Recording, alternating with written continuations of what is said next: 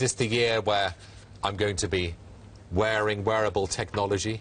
This is the year of the Internet of Me, or the Internet of Mark, for sure. I mean, you already got it. Everyone carries their smartphone in their pocket, a handbag or whatever, but increasingly you're seeing sensors and other communication devices built into all kinds of things, from clothing through bicycles, belts, and, of course, cars.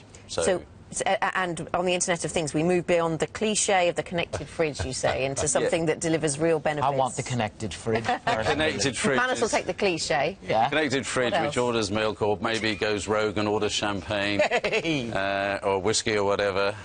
Yes, that's been around for a while, but the reality of it is things like healthcare applications that can monitor vulnerable patients or older people, applications that can help understand where children are. Those kind of things are clearly coming in addition to this. And also the home is now going to be connected, and everything in your home is going to be potentially connected and able to be managed remotely or managed as a unitary thing. Julian, at a personal level, OK, we may have a little bit of a titter about the fridge and the watch and Barty's health and the pace of his heart. Exactly. But on a more serious level, this could be one of those moments for industry where productivity changes. And what comes to mind here is Alan Greenspan, who ran the Federal Reserve back in 2004, said we're moving to a new paradigm. And he was talking about the Internet. Yeah. And we were all berated that. And here we are with the Internet of Things. Is it that moment?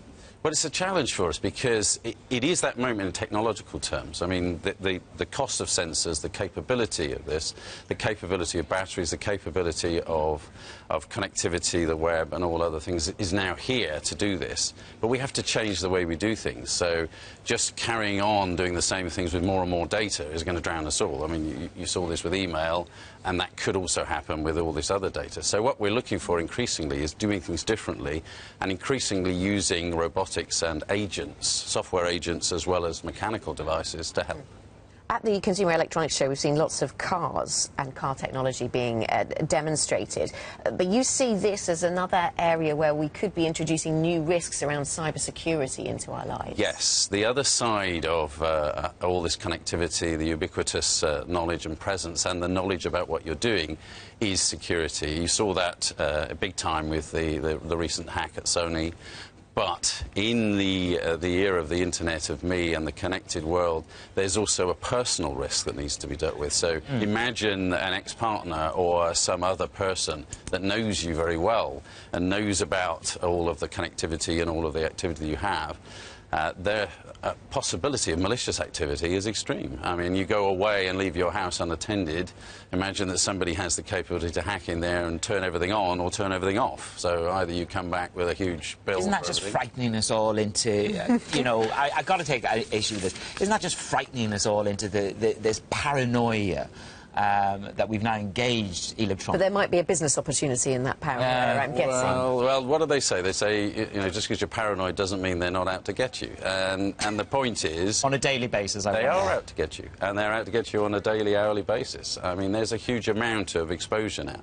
So people have to change the way they do things, and they have to be more secure in the way they do things. Coming back to robotics, what threat to jobs does robotics prove or not? Robotics is, in all its forms. Well, there's a study from Oxford Martin School that says up to 50% of all jobs will be affected by this kind of technology.